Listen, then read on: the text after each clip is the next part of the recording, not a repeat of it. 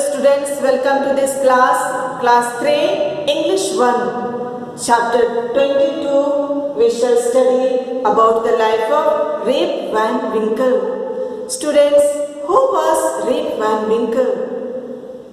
Good. He was kind and gentle man.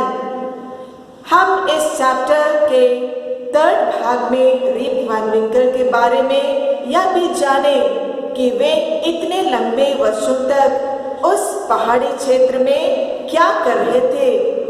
How did he spend his days on the hillside? उनका क्या अनुभव रहा. अब rib Van विंकल अपने गहरी नींद से उठकर वह अपने घर की ओर चल पड़ा. वह घर पहुंचकर देखा कि सब कुछ बदल चुका है. He was surprised to see his new houses and new shops. Students, now let us study in the textbook. Chapter 22, Rip Van Winkle. When Rip Van Winkle awoke, he found that he was alone. He rubbed his eyes, for it was a bright sunny morning. The birds were hopping and chirping among the bushes. जब rib Van Winkle ने नींद से उठा, उसने अपने आप को अकेला पाया. वह अपने आँख को रगड़ा क्योंकि सुबह का अच्छा रोशनी हो चुकी थी. पक्षियाँ भी झाड़ियों पर चहचहा रहे थे. He looked around for the men, but they were not there. His dog Ulf had vanished too. His gun was lying beside him, but it was all eaten with rust and almost broken. वह चारों तरफ आदमियों को देखा, लेकिन वे वहाँ नहीं थे. उसका कुत्ता उल्फ भी गायब हो गया था. उनका गन उसके बगल में पड़ा था, लेकिन पूरी तरह से जंग लगा हुआ था और टूट भी गया था. Rip stood up, lifted his gun and went to look for the men. They had played a mean game on me. I must punish them. Rip उठ खड़ा हुआ और अपना गन उठाया.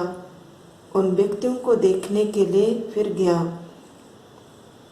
वह अपने आप सोचा कि उन्होंने मुझ पर एक खेल खेला है, मुझे उन्हें दंड देना चाहिए. इस प्रकार का वह रिप वैन विंकल सोच रहा था. For a long time he looked round for the men, but they were not to be seen.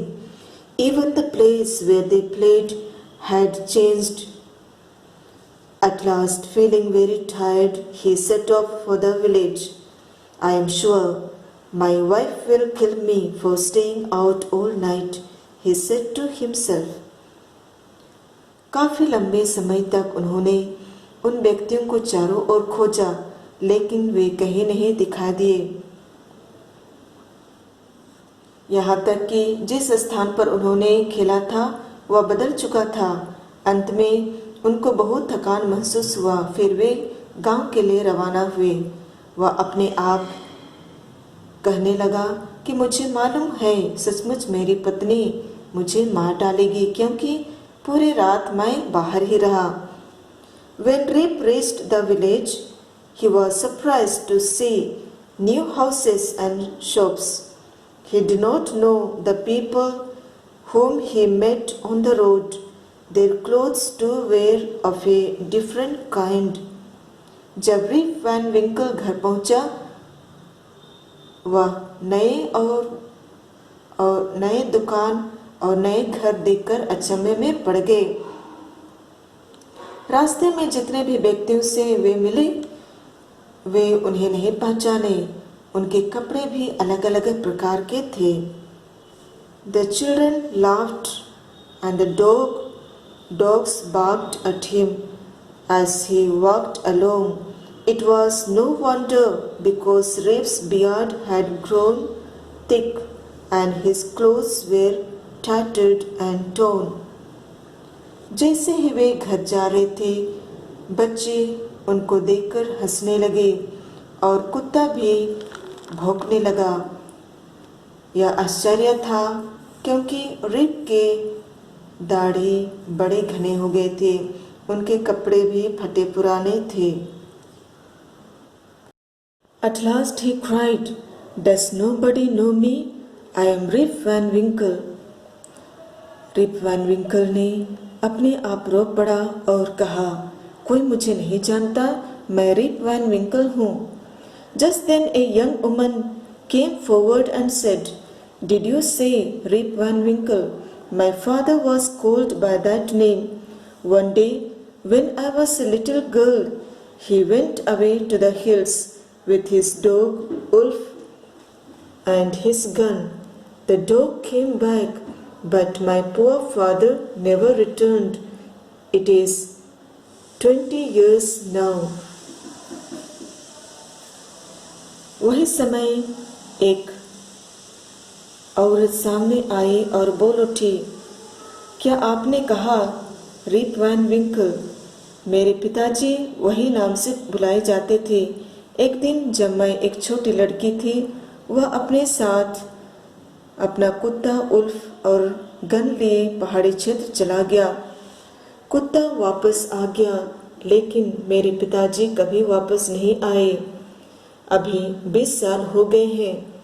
20 years, said Rip. Then I must have slept for 20 years. I am your father, Rip Van Winkle, he said. Rip ने कहा, 20 years, तो मैं 20 साल सोया हुआ था। वह बोला, मैं तुम्हारा पिताजी हूँ, Rip Van Winkle. Rip told her all that had happened. He said, "Perhaps the drink that I took was a magic one. It must have put me to sleep for 20 years." अब rib ने उससे कहा, जो कुछ हुआ था उसे सब कुछ बताया। वह बोला, शायद मैं जो ड्रिंक लिया था वह मैजिक था, यही मुझे 20 साल तक सुला रखा था। His wife had died while Rip was away. Rip's house had fallen down, so Rip went to live with his daughter. The rest of his days he spent in peace, telling stories to the village children. जब rib बाहर था, उसकी पत्नी का देहांत हो चुका था। रिप का घर भी गिर गया था, इसलिए रिप अपनी बेटी के साथ रहने के लिए चला गया। अब बाकी दिनों में उन्होंने गांव के बच्चों को कहानियां सुनाते हुए शांति से अपना जीवन जीने लगे। बच्चों, इस प्रकार हम लोगों का यह लेसन समाप्त होता है। Thank you.